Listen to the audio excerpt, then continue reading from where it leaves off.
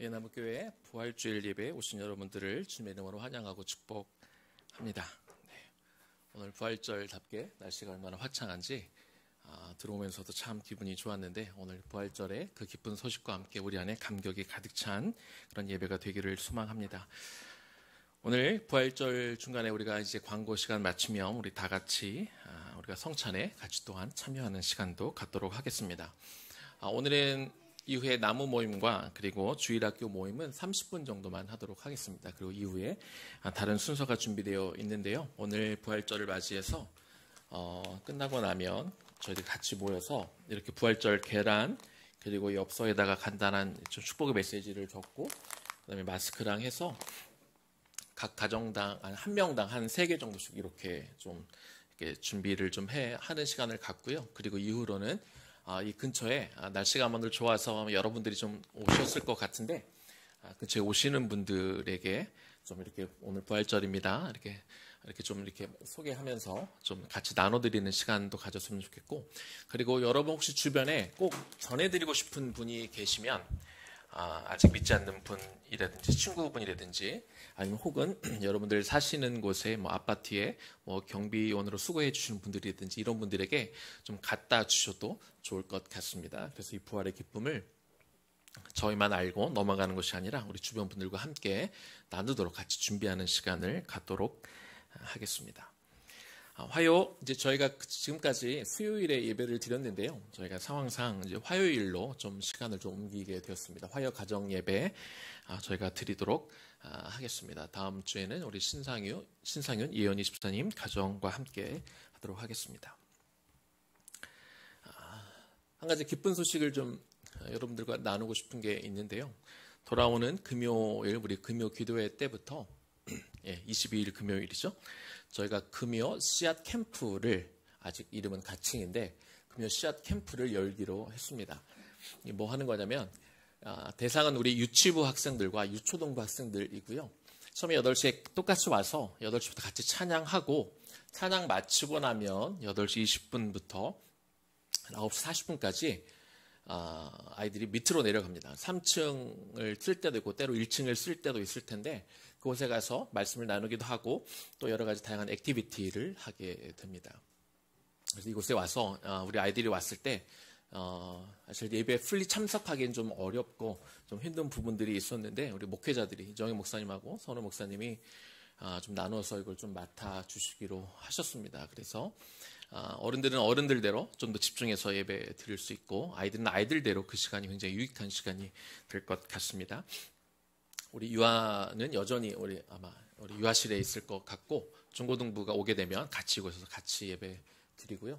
유치부하고 유초등부까지는 우리 목회자들과 함께 별도의 시간을 같이 갖고, 그리고 이제 9시 40분에 정리하고 올라오게 되면 아마 그 시간이 개인 기도하는 시간이 될 텐데, 그 시간에는 저희가 좀 강대성도 옮기고 이 앞부분에다가 유치부하고 그 다음에 유초등부가 앉아서 한 15분 정도 같이 기도하도록 그런 시간도 마련하려고 합니다. 저희가 지난주에 보니까 한 가지 제가 굉장히 충격을 하나 받았습니다. 그 굉장히 좋은 충격인데, 기도에 개인 기도하는 시간에 저희 목사님이 여기 엎드려서 이렇게 기도하는데, 우리 유치부 아이들이 이렇게 같이 와서 오랜 시간을 같이 이렇게 기도하는 모습을 보면서 그냥 누워있는 게 전 뭐 하나 그랬는데 막 소리를 내면서 정말 많은 것들을 놓고 기도하더라고요. 세계 평화를부터 해서 이 코로나 수국부터 해서 참 많은 것들을 놓고 아이들이 기도하는 것들을 이렇게 보면서 아이들이 할 수 있는데 그냥 못하겠지 그러고 안 시켰구나 라는 그런 생각이 들어서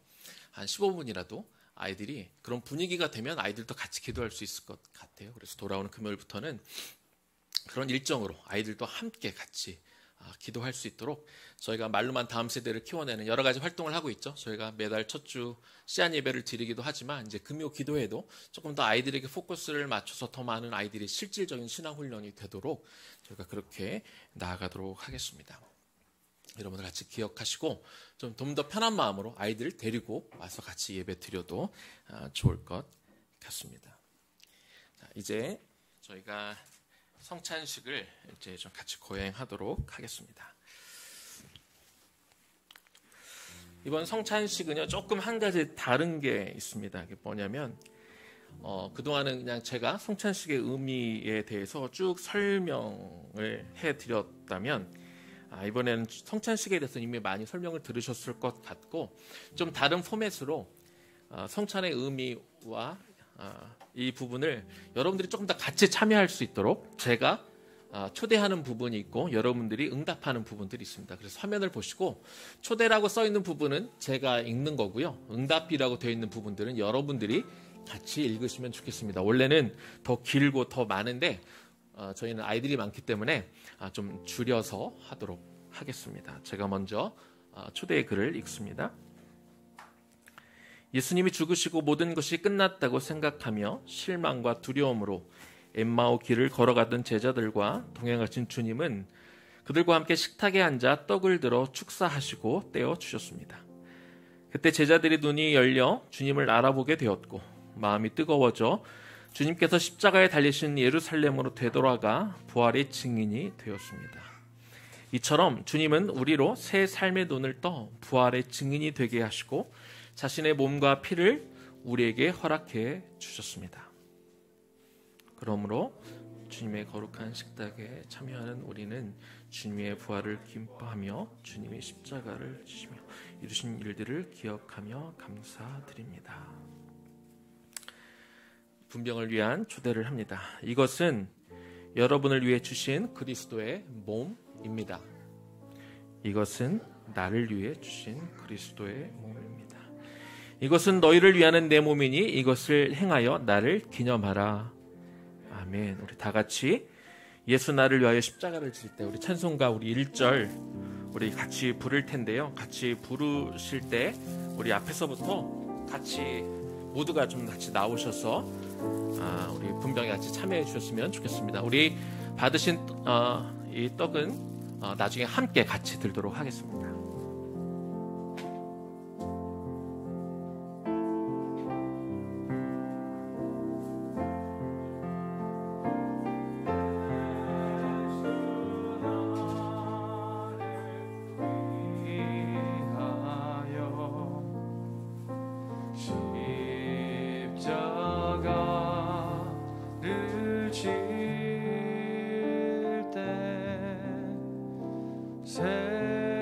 세상 죄를 지시고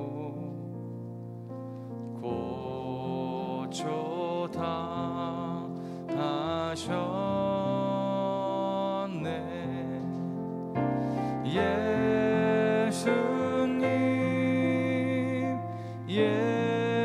예수님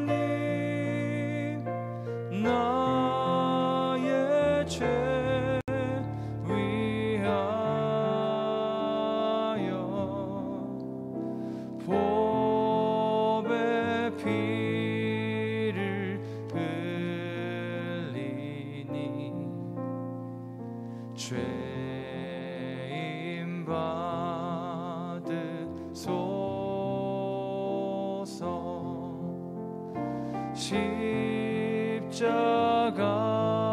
십자가를 지심은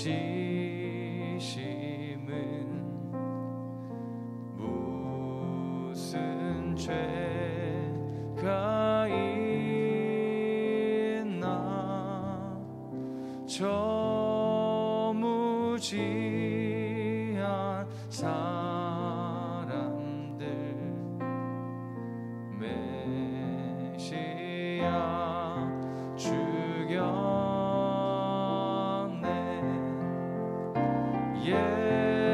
예수님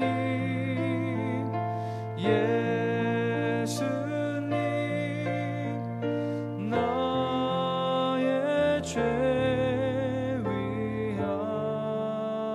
위하여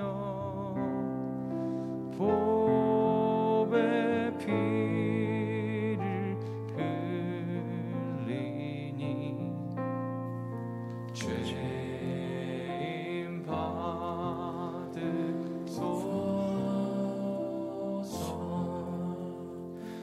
여러분 혹시 보셨을지 모르겠습니다. 제가 이렇게 떡을 뗄 때 이 앞에 엄청난 이 빵 가루가 흩어져 있습니다. 전에 성찬식을 할 때마다 제가 설명을 드렸죠.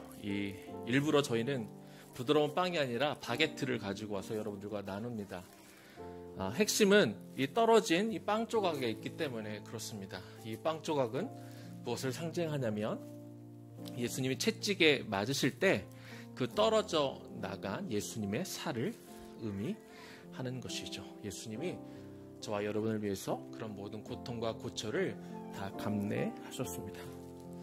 오늘 우리는 이 시간 우리가 단순히 빵을 먹는 것이 아니라 예수님의 살을 상징하는, 예수님의 고난을 상징하는 살을 먹게 되는 것이죠. 이것을 먹을 때 내가 예수님과 하나가 된다, 그런 마음으로 이 빵을 먹었으면 좋겠습니다. 이 빵을 다 같이 우리 같이 먹도록 하겠습니다.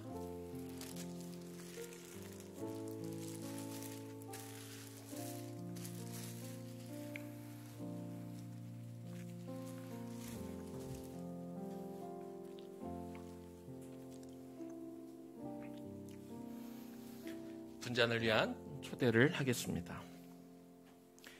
이것은 여러분을 위해 주신 그리스도의 피입니다. 이것은 나를 위해 주신 그리스도의 피입니다. 이 잔은 내 피로 세운 새 언약이니 이것을 행하여 마실 때마다 나를 기념하라. 아멘. 우리 보혈을 지나 찬양하면서 우리 분잔하도록 하겠습니다.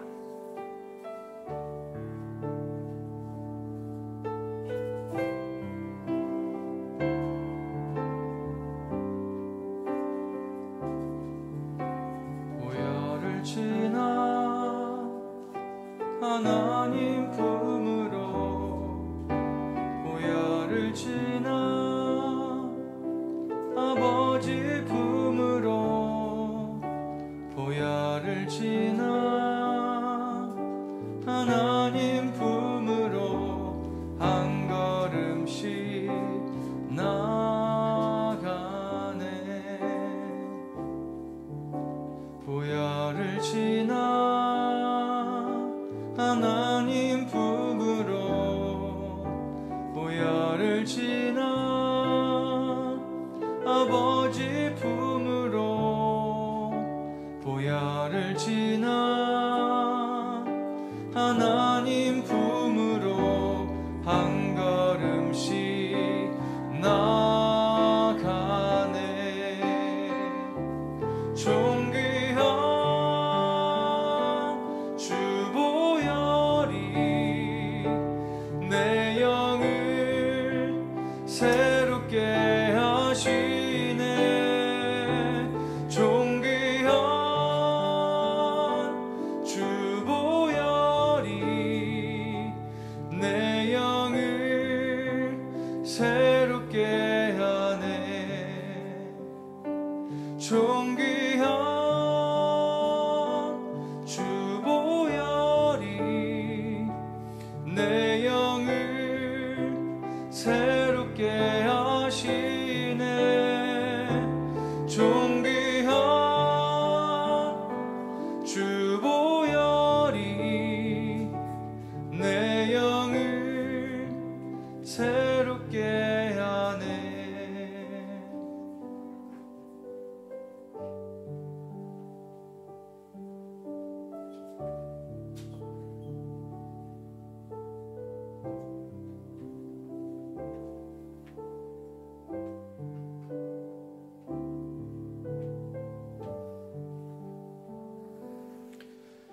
여러분이 손에 들고 있는 이 포도주는 그리스도의 피를 상징하는 것이죠. 성경의 피는 생명이라고 말씀을 하고 있습니다. 우리가 이 생명의 피를 상징하는 이 포도주를 마심을 통해서 우리에게 영원한 생명이 주어졌음을 우리가 기억하고 기념하고 또 그것을 믿는 것이죠. 우리가 다 같이 이 포도주를 함께 마시도록 하겠습니다.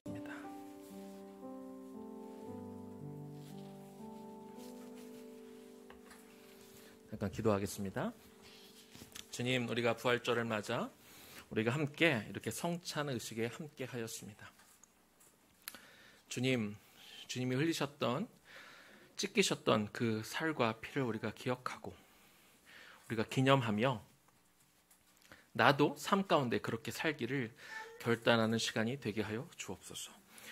주님이 죽으신 것뿐만 아니라 그러나 또한 다시 사심을 우리가 기념하는 이 부활절을 맞이해서 주님의 다시 사심이 나의 큰 기쁨과 소망이 되게 하시고, 그래서 우리가 이 땅에 살아갈 때 우리 몸도 언젠가 죽겠지만 그러나 예수님처럼 우리가 다시 부활의 몸으로 다시 살아 영원한 천국에서 살 것에 대한 소망을 갖게 하시고, 그렇기 때문에 우리가 살아갈 때 이 땅에 나의 것을 위하여 살아가는 인생이 아니라 저 영원한 것들을 놓고 살아갈 수 있는 우리 모두 되게 하시고, 이 기쁜 소식을 나만 알고 끝나는 것이 아니라 모두에게 전하며 살아가는 부활 맞이하는 백성답게 살아가는 우리 모두 되게 하여 주시옵소서. 예수님 이름으로 기도 올려드립니다. 아멘. 우리 초등부는 또 내려가서 따로 우리 정혜 목사님과 또 말씀 배우고 올라오도록 하겠습니다. 우리 함께 나눌 말씀 마가복음 16장 6절에서 7절까지 말씀입니다. 오늘은 부활하신 주님을 만납시다 라는 제목으로 말씀을 나눌 텐데요. 오늘 유희가 말씀 읽어줄 때 말씀 같이 잘 읽으시고 또 귀로 잘 새겨 듣는 시간이 되면 좋겠습니다.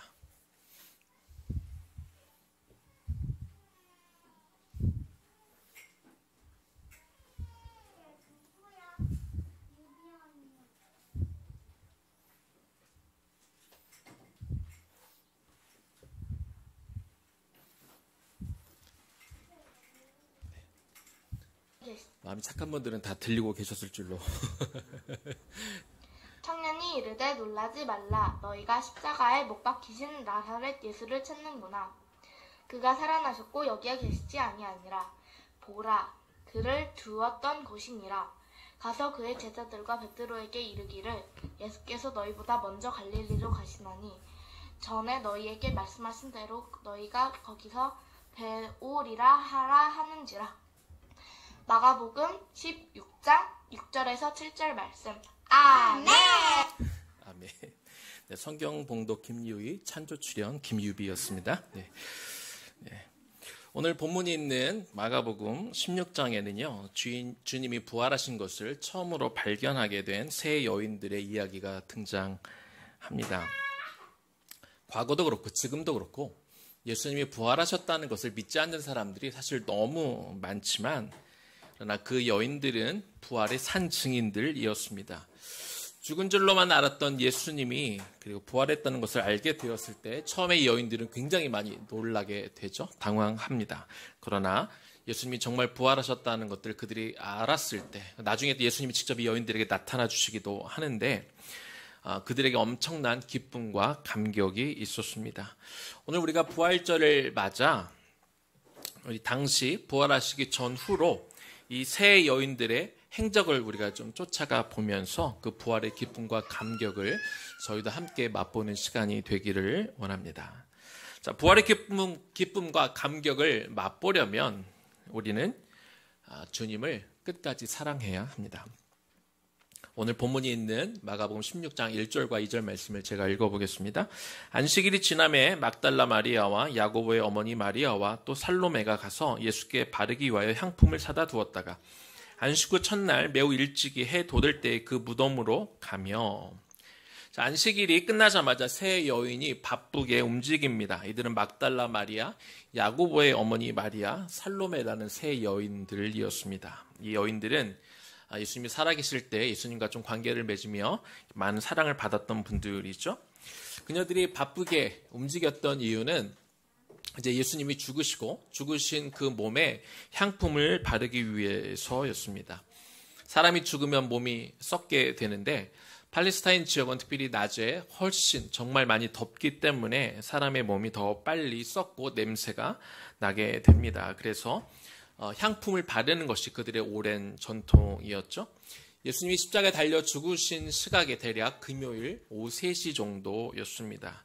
그리고 6시부터는 이제 안식일이 시작이 되는데 안식일이 시작되는 금요일 저녁 6시부터 다음날 토요일 오후 6시까지 이제 안식일 기간에는 아무것도 살 수 없는 시각이 됩니다. 근데 그들이 미처 이 향품을 준비하지 못하고 있다가 하루를 기다려서 다음날 안식일이 끝나자마자 급하게 그들이 가게에 가서 이제 향품을 사게 된 것이죠. 그런데 안식일 후에는 이미 밤이 되어서 그녀들이 무덤에 갈 수가 없어서 다음날 아침 주님이 돌아가시고 이제 부활하신 바로 그날 아침 일찍 그들이 예수님이 장사되어 있는 무덤으로 일찍 간 것입니다.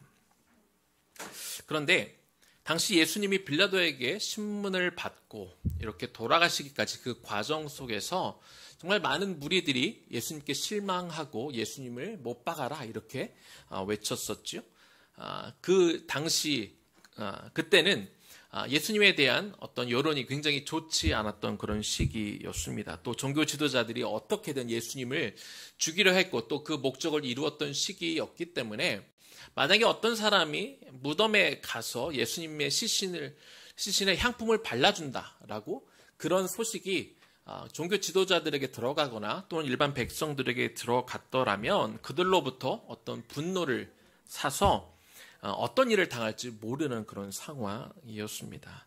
그럼에도 불구하고 그 여인들은 예수님을 너무나 사랑했기 때문에 그런 주변의 어떤 상황과 흐름과 상관없이 그들은 예수님의 무덤에 찾아간 것이죠. 그런데 한 가지 좀 걱정이 있었습니다. 그녀들은 오히려 사회적 어떤 분위기 이런 거에는 개의치가 않았는데 그녀들이 걱정했던 것은 그 무덤이 큰 돌로 막혀져 있다는 것입니다. 그녀들의 힘만으로는 그 돌을 열 수가 없었던 것이죠. 마가복음 16장 3절입니다. 서로 말하되 누가 우리를 위하여 무덤문에서 돌을 굴려 주리요 하더니 자신들로서는 도무지 문을 열 수도 없었고 또 그리고 이 문을 열어준다는 것은 그 예수에게 동조한다는 그런 의미였기 때문에 누구도 나서서 문을 열어줄 것 같지가 않았습니다. 그럼에도 불구하고 그들은 향품을 준비해 가서 일단 그 무덤으로 가기로 한 것이죠. 어찌 보면 대책도 없고 그냥 맹목적인 것 같았지만 그만큼 그 여인들은 예수님을 사랑했고 예수님에 대한 그들의 마음이 간절했음을 우리가 볼 수 있습니다. 그런데 여인들이 그 무덤에 도착해 보니 놀라운 일이 벌어져 있었습니다. 마가복음 16장 4절입니다. 눈을 들어본즉 돌이 벌써 굴러져 있는데 이 돌이 심히 크더라. 그 무덤을 막고 있던 큰 돌이 이미 굴려져 있고 무덤 입구가 열려 있었던 것이죠. 그러면 누가 그 돌을 옮겼을까요? 마태복음 28장 2절에는 이렇게 기록이 되어 있습니다. 큰 지진이 나며 주의 천사가 하늘로부터 내려와 돌을 굴려내고 그 위에 앉았는데 하나님께서 천사를 보내셔서 그 돌을 이미 굴려내게 하신 것이죠. 그러면 하나님은 왜 돌을 이렇게 옮겨 놓으셨을까요? 부활하신 예수님이 그 무덤에서 나오시게 하도록 돌을 여셨을까요? 그렇지 않습니다. 부활하신 예수님은 어떤 장소의 구애를 받는 분이 아니죠. 요한복음 20장 19절에 이런 말씀이 있어요. 안식 후 첫날 때에 제자들이 유대인들을 두려워하여 모인 곳에 문들을 닫았더니 예수께서 오사 가운데 서서 이르시되 너에게 평강이 있을지어다. 예수님이 죽으심 때문에 무리들 특히 제자들이 무서워서 자기들도 잡힐까 무서워서 문을 닫아놓고 잠가두고 이렇게 모여 있었는데 잠가둔 문을 통과해서 예수님이 그 제자들 앞에 서 계셨다. 이렇게 성경은 말하고 있습니다. 그러니까 그 문이 열린 것은 예수님이 부활하셨는데 못 나올까 봐 문을 막고 있었던 것이 아니었다는 것입니다. 하나님이 천사를 통해 그 돌문을 열어놓으신 이유는요. 향품을 가지고 예수님의 무덤에 찾아갔던 그 여인들을 위해 미리 열어두신 것이죠. 각종 여러 가지 위험을 무릅쓰고 예수님을 찾아갔던 여인들에 대한 하나님의 응답이었던 것입니다. 하나님께서는 이 여인들의 마음을 보시고 무덤 안에 들어와 예수님께서 부활하신 현장을 보여주고 싶으셔서 천사를 통해 그 돌을 미리 열어두신 것입니다. 하나님은요, 자신을 이처럼 사랑하는 사람들, 자신을 위해 끝까지 충성하는 사람들, 끝까지 자신에게 이 사랑을 보여주는 자들에게 놀라운 일을 예비해 두고 계십니다. 여인들은 분명히 보았습니다. 예수님께서 죽으시고 나서 로마의 군인들이 예수님을 무덤에다가 그리고 놓고 큰 돌을 이렇게 막아두는 것을 직접 보았습니다. 자기들 힘으로 돌을 옮길 수도 없고 또 분위기가 험악해서 누군가 돌을 옮겨줄 그런 상황도 아니었지만 그래서 그들이 향품을 준비해서 가는 것이 헛수고가 될 수 있었습니다. 이 정도 상황이면 그녀들이 향품을 사가지고 무덤에 가는 것은 지혜로운 선택이 아니고 헛수고일 수밖에 없었을 것입니다. 더군다나 사실요, 이게 신학적으로 보면 그 여인들의 행동이 꼭 옳은 것도 아니었습니다. 왜냐하면 이미 한 주 전에 마리아가 예수님의 자신은 모르고 했지만 향유 옥합을 깨서 예수님에게 이미 다 부어주셨습니다. 예수님이 뭐라고 하셨죠? 이것은 내 장례를 위한 것이다. 이미 예수님을 위한 향품은 이미 일주일 전에 발라져 있었습니다. 그리고 예수님이 살아생전에 여러 번 제자들과 사람들에게 뭐라고 얘기하셨죠? 자신이 죽을 것과 다시 살아나실 것에 대해서 말씀하셨습니다. 이미 제자들과 사람들에게 자신의 가까운 사람들에게 부활하실 것을 말씀하셨지만 그 여인들이 뭘 들고 갔다고요? 향품. 향품은 누굴 위한 것입니까? 죽은 사람을 위한 것이지요. 그러니까 엄밀히 보면 그녀들은 예수님을 너무 사랑하긴 했지만 예수님의 말씀을 믿지는 않았던 거예요. 예수님이 다시 살아났을 거라고는 꿈에도 생각하지 못한 것이죠. 엄밀하게 말하면 그녀들이 정말 예수님을 믿었다면 죽은 사람을 위한 향품이 아니라 산 사람을 위한 무언가를 가져갔어야 맞는 것입니다.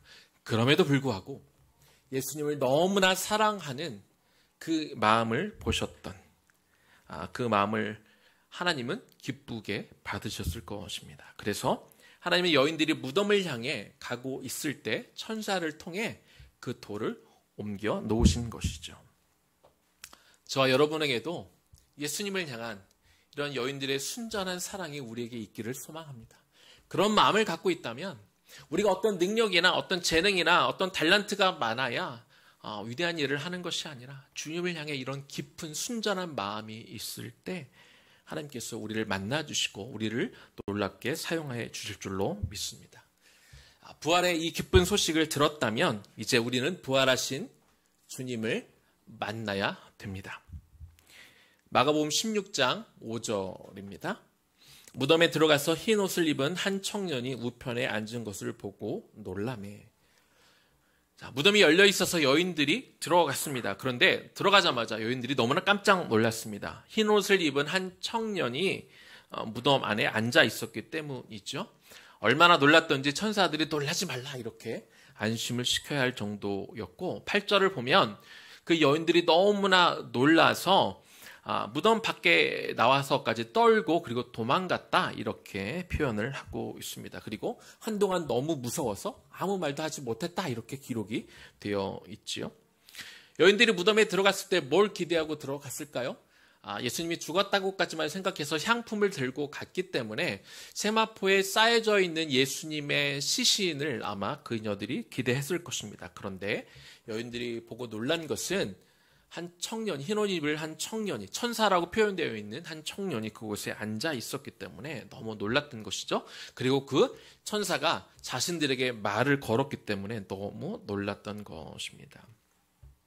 그러면 하나님은 왜 천사를 그곳에 예배시켜 두었을까요? 아마 이런 의미가 아닐까요? 큰 돌을 옮기는 게 어렵기는 하지만 그래도 장정들이 가서 얼마든지 열 수는 있는 것이죠. 그런데 이것을 사람이 연 것이 아니라 하나님이 하신 것이다. 그리고 누군가 사람이 예수님의 시신을 빼돌리는 것이 아니라 예수님이 실제로 살아나셨다라는 증거를 이렇게 공표하시기 위해서 천사를 그곳에 두고 천사를 통해 예수님의 부활을 알린 것입니다. 마가복음 16장 6절입니다. 청년이 이르되 놀라지 말라. 너희가 십자가에 못 박히신 나사렛 예수를 찾는구나. 그가 살아나셨고 여기 계시지 아니하니라. 보라 그를 두었던 곳이니라. 천사는 말로만 예수님이 살아나셨어 라고 말을 하는 것이 아니라 구체적으로 예수님의 시신이 누워져 있던 그런 곳을 가리키면서 예수님이 이제 다시 살아나셨음을 그렇게 이야기해주고 있습니다. 보라 여기 그를 두었던 곳이 바로 이곳이다 라고 빈 무덤을 직접 보여주며 예수님이 부활하셨음을 증거하고 있는 것입니다. 사랑하는 여러분, 기독교 신앙은요, 그냥 어떤 이론이 아닙니다. 어떤 논리가 아닙니다. 그렇다고 허상인 것도 아니지요. 기독교는 실제고 그리고 구체적인 증거가 있는 그런 진리입니다. 보지 않고 말하는 것과 보고 말하는 것은 굉장히 차이가 많이 있는데요. 부활하신 주님을 그 여인들이 나중에 실제로 그곳에서는 천사들에게 이야기만 들었지만 이후로 막달라 마리아는 실제로 예수님을 만나게 되죠. 예수님을 직접 만나는 것과 만나지 않는 것은 큰 차이가 있습니다. 바울이 부활하신 예수님에 대해서 듣기만 했을 때는 그도 믿지 않았습니다. 예수 믿는 사람들은 아마 다 미쳤을 거라고 생각했을 것입니다. 그래서 예수 믿는 자들을 박해하고 감옥에 가두는 일에 그는 앞장선 것이죠. 그러나 그가 다메섹에 가던 도중에 하늘로부터 음성을 듣고 그가 그토록 미워했던 예수님을 직접 만나게 되었더니 그의 인생이 180도 바뀐 것을 우리는 이미 알고 있습니다. 그리고 자기가 그렇게 싫어했던 예수님을 도리어 증거하는 자가 된 것이죠. 박해자가 변하여 전도자가 된 것입니다. 마찬가지입니다. 우리도 마찬가지예요. 우리도 신앙생활을 제대로 하려면 그냥 이론으로 지식으로 예수님의 죽으심과 부활에 대해서 알 것이 아니라 부활하신 예수님을 우리도 만나야 됩니다. 우리도 삶에서 체험할 수 있어야 됩니다. 사도 바울처럼 그리고 이 여인들처럼 부활하신 그 주님을 삶에서 자주 만날 수 있기를 주님의 이름으로 축원합니다. 천사는 무덤이 비어있는 것을 확인한 여인들에게 또 이렇게 말하죠. 16장 7절입니다. 가서 그의 제자들과 베드로에게 이르기를 예수께서 너희보다 먼저 갈릴리로 가시나니 전에 너에게 말씀하신 대로 너희가 거기서 배우리라 하라 하는지라.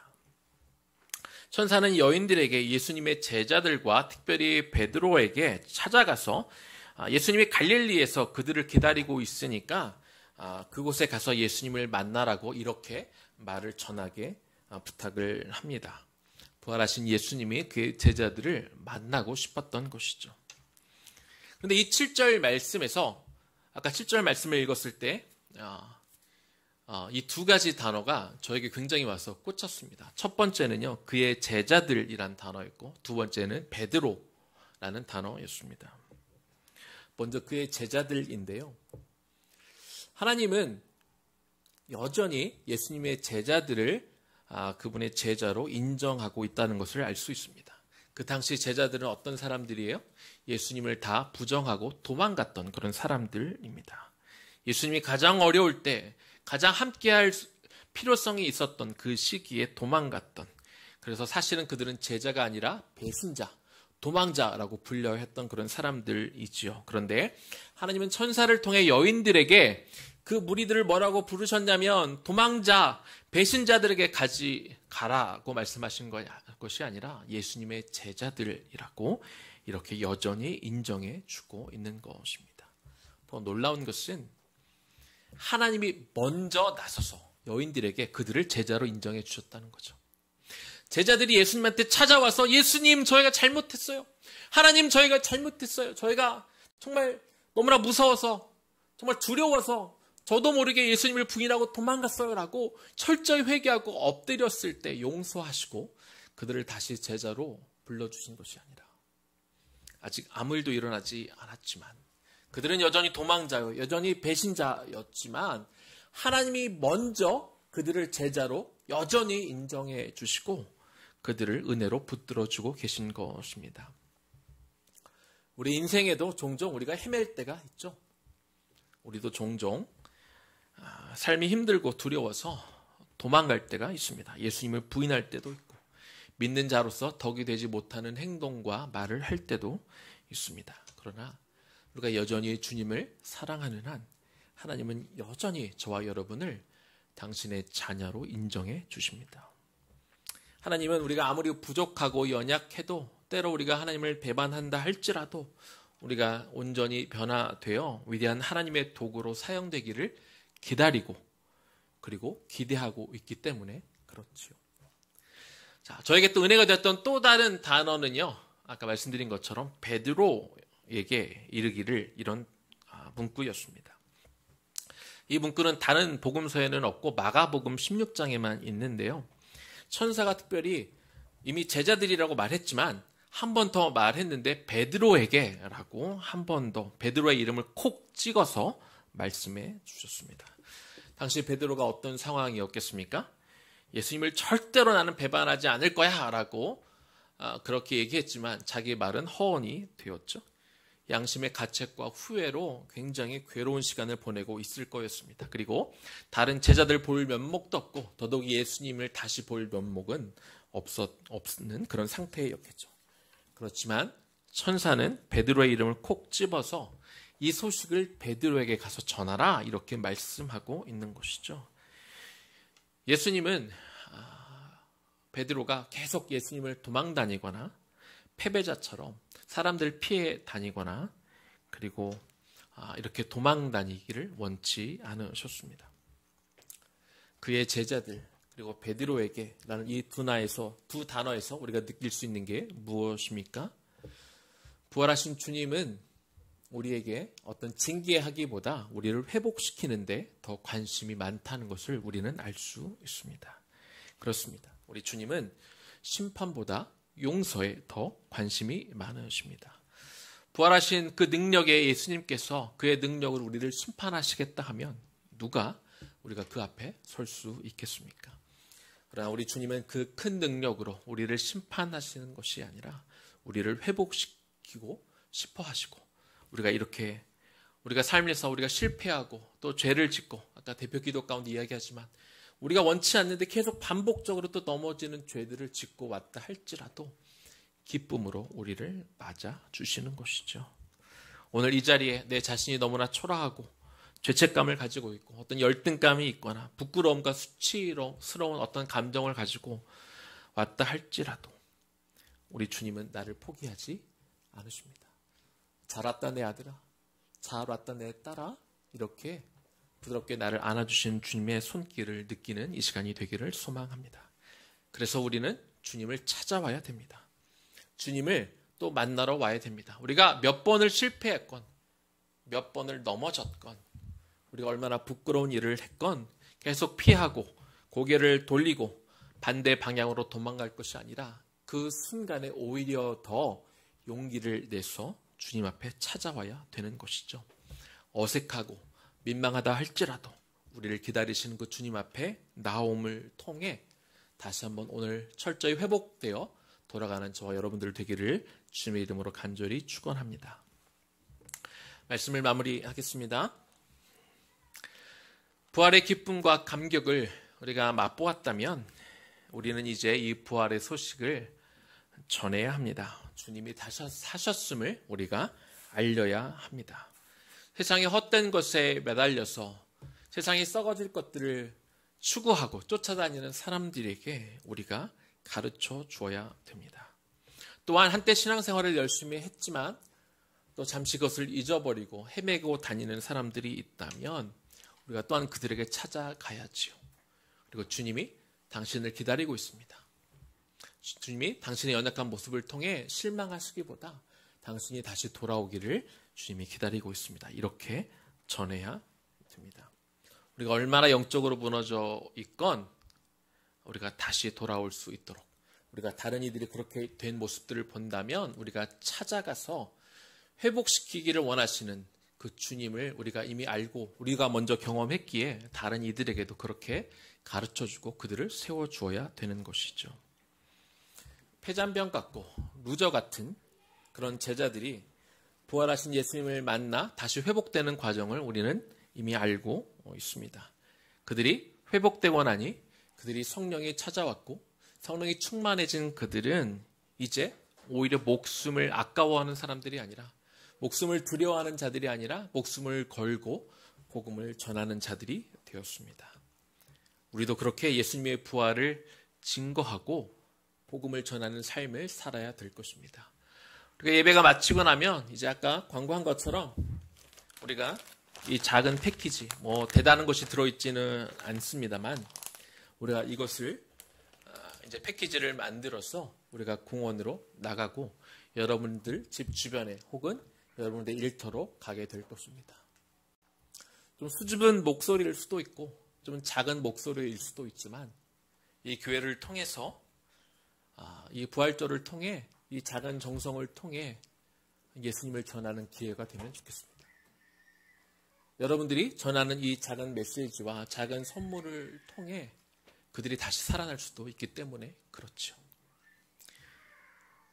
여러분, 정말 누굴 사랑하는 사람이 있죠. 그게 내 사랑하는 배우자일 수도 있고 내 가족일 수도 있고 내 자녀일 수도 있습니다.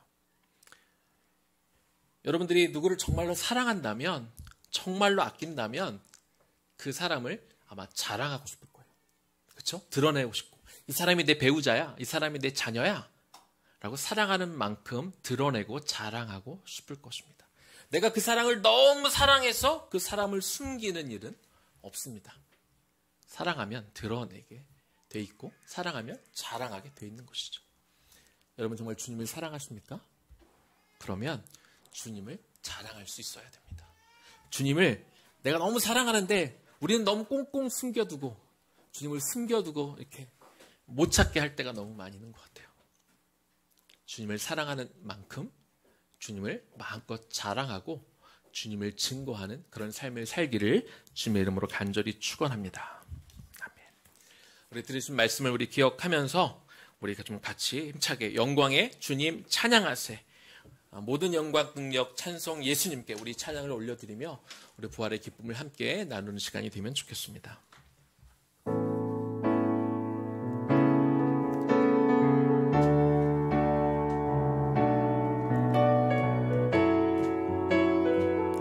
우리 좀 박수 치며 찬양할까요?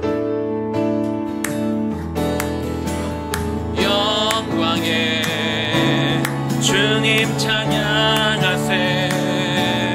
모든 영광, 능력, 찬송 예수님께. 영광의 주님 찬양하세. 주의 백성 모두 함께 찬양하세. 다시 한번 영광의 주님 찬양하세. 영광의 주님 찬양하세. 모든 영광, 능력, 찬송 예수님께. 영광의 주님 찬양하세. 주의 백성 모두 함께 찬양하세. 두 손을 높이 들고 주 이름 찬양. 존귀와 영광 모두 주 예수님께. 영광의 주님 찬양하세. 죽으시고 부활하신 만왕의 왕. 두 손을 높이 들고, 두 손을 높이 들고 주 이름 찬양. 존귀와 영광 모두 주 예수님께. 영광의 주님 찬양하세. 죽으시고 부활하신 만왕의 왕. 죽으시고 부활하신 만왕의 왕. 죽으시고 부활하신 만왕의 왕. 죽으시고 부활하신, 죽으시고 부활하신 만왕의 왕. 마지막으로 죽으시고 부활하신, 죽으시고 부활하신 만왕의 왕. 죽으시고 부활하신 만왕의 왕께 영광의 박수 올려드리도록 하겠습니다. 할렐루야. 자, 같이 마지막으로 한 번만 같이 기도하면 좋겠습니다. 주님, 부활하신 주님, 내가 그 주님을 내가 기뻐합니다. 그 영광의 그 감격이 오늘 내 안에 가득 차기를 소망합니다. 그리고 주님, 내가 주님을 사랑하기에, 그래서 주님을 내가 증거하는 그 삶을 살겠습니다. 많은 사람들이 복음 그러면 십자가까지 생각할 때가 많아요. 나 거기가 끝이 아니죠. 십자가의 죽음이 끝이 아니고 부활까지 이어집니다. 그리고 부활도 끝이 아닙니다. 주님의 다시 오심까지 가는 것이 복음이에요. 다시 오심까지 간다는 것은 부활하고 끝이 아니라 부활하신 예수님을 주님이 다시 오실 때까지 증거해야 된다는 것이 복음 안에 들어있는 것이죠. 복음은 명사가 아닙니다. 복음은 반드시 동사가 되어야 됩니다. 복음은 움직여야 됩니다. 복음은 흘러가야 됩니다. 복음이라는 말 자체가 좋은 소식이라는 것이기 때문에 소식이 한 곳에 머물러 있으면 그건 소식이 아니죠. 소식은 흘러가야 됩니다. 소식은 전해져야 되는 것이죠. 그리고 그 소식은 주님께서 저와 여러분에게 부탁하셨습니다. 창피하고 부끄러운 마음들을 내려놓고 주님, 내가 있는 곳에서 이 부활하신 이 주님을 증거하는 삶을 살게 하여 주시옵소서. 내가 주님을 사랑한다고만 고백하는 자가 아니라 주님을 내가 자랑하는 자가 되게 하여 주시옵소서. 그런 결단과 함께 우리가 주님의 이름 한번 부르고 기도하며 나아가겠습니다. 주여, 하나님의 시간 기도합니다. 부활하신 주님, 죽음을 이겨내고 다시 살아나신 주님, 그 주님의 이름으로, 그 부활하신 주님의 이름으로 오늘 우리가 그 부활의 기쁨과 감격을 마음껏 누리는 오늘 하루가 되기를 소망합니다. 그런데 주님, 이 시간 우리가 기도합니다. 우리가 이 복음을 우리가 나의 것으로 받았다면 하나님 내 것으로만 여기지 않게 하시고 나만 가지고 기뻐하지 않게 하여 주시옵시고 이 부활의 소식을 전하는 자가 되게 하여 주시옵소서. 복음을 가지고 전하는 자가 되게 하여 주시옵소서. 주님을 사랑한다고만 이야기하는 자가 아니라 이 사랑하는 나의 주님을 증거하는 자, 소개하는 자가 되게 하여 주시옵소서. 이것이 오늘 부활을 맞이하는 우리 성도들의 태도와 자세가 되어야 될 줄로 믿습니다. 하나님, 그동안 참 우리가 복음을 부끄러워하고 자신 없어하고 주님을 소개하는 것에 우리가 소홀히 했다면, 그러나 이제는 우리가 다르게 살아야 될 것입니다. 아버지 하나님, 정말 주님께서 오히려 우리를 부끄러워해야겠죠. 우리는 배반자고 우리는 주님을 멀리했고 주인을 부인하며 살았던 정말 창피한 자들이었지만, 그러나 주님은 우리를 부끄러워 여기지 아니하시고 도리어 우리를 받아주셨습니다. 우리를 제자들로, 당신의 자녀들로 우리를 삼아주셨지요. 그렇게 오늘 우리는 우리의 주님을 우리가 부끄러워하지 않을 것입니다. 당당하게 나의 주님으로 우리가 여기며 그분을 자랑하며 사랑하는 우리 모두가 되게 하여 주시옵소서. 두 손을 높이 들고, 두 손을 높이 들고 주 이름 찬양,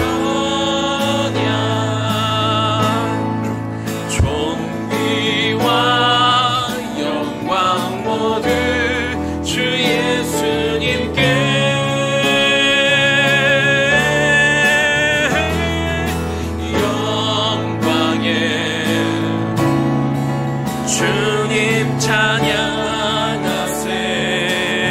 예수님은 죽으시고 부활하신 만왕의 왕, 우리의 예수님은 죽으시고 뿐만 아니라 부활하신 만왕의 왕. 마지막으로 기쁨으로 우리 선포합시다. 우리의 주님은 죽으시고 부활하신 만왕의 왕. 할렐루야. 주님, 우리를 위해 그 가진 고초와 많은 것들을 겪으셨지만, 그래서 우리에게 영원한 생명을 허락하여 주셨지만, 우리는 많은 순간 베드로처럼 예수님을 부인하였고, 성경에 나오는 많은 악인들처럼 여전히 죄를 짓고 범죄하며 사는 모습을 우리가 보였습니다. 우리를 부끄러워해야 한다면 그것은 주님의 몫이지요. 당연한 일입니다. 한심하고 참 부끄럽기 짝이 없는 모습들이지요. 우리를 더 이상 자녀로 여기지 않는다 한들, 우리를 더 이상 제자로 여기지 않는다 한들 우리가 무슨 말을 하겠습니까? 그러나 주님은 여전히 우리를 기다리시고 우리를 회복시키기를 원하십니다. 우리가 여전히 당신의 제자가 되기를 원하고 자녀로서 그렇게 살아가기를 원하는 것이죠. 우리를 너무나 사랑하기 때문에 그런 줄을 믿습니다. 오늘 우리도 주님을 그 사랑하는 마음, 그 사랑이 우리 마음에 너무도 충만하기를 원합니다. 내가 너무나 좋아하는 것들, 내가 사랑하는 것들을 남들에게 기꺼이 보여주고 자랑하는 것처럼 하나님, 우리가 입술로만 주님을 사랑한다 고백하지 않게 하시고 내가 정말 사랑하는 우리의 주님을 증거하는 자가 되게 하여 주옵소서. 남들에게 기꺼이 소개하는 삶을 살게 하여 주옵소서. 그것이 마지막 날까지 우리에게 주어진 소명이자 사명임을 우리가 잊지 않게 하여 주옵시고, 그 부활하신 주님, 내가 만난 그 주님을 자랑스럽게 소개함을 통하여 이 세상의 영원한 죽음을 향해 가고 있는 자들의 발길을 돌려 영원한 생명으로 이끌어내도록 그 사명을 끝까지 완수해내가는 그런 삶을 사는 우리 모두 되게 하여 주옵소서. 이제는 우리 주 예수 그리스도의 은혜와 하나님 아버지의 극진하신 사랑하심과 성령님의 감동 감화하심과 그 교통 역사하심이 예수님을 사랑하기에, 예수님을 정말로 좋아하고 그분을 따르기에 이제 예수님을 증거하고 전하며 살아가게 될 우리의 정장년 세대와 우리의 다음 세대 머리 위에 지금부터 영원까지 충만하게 거하시기를 간절히 축원하옵나이다. 아멘.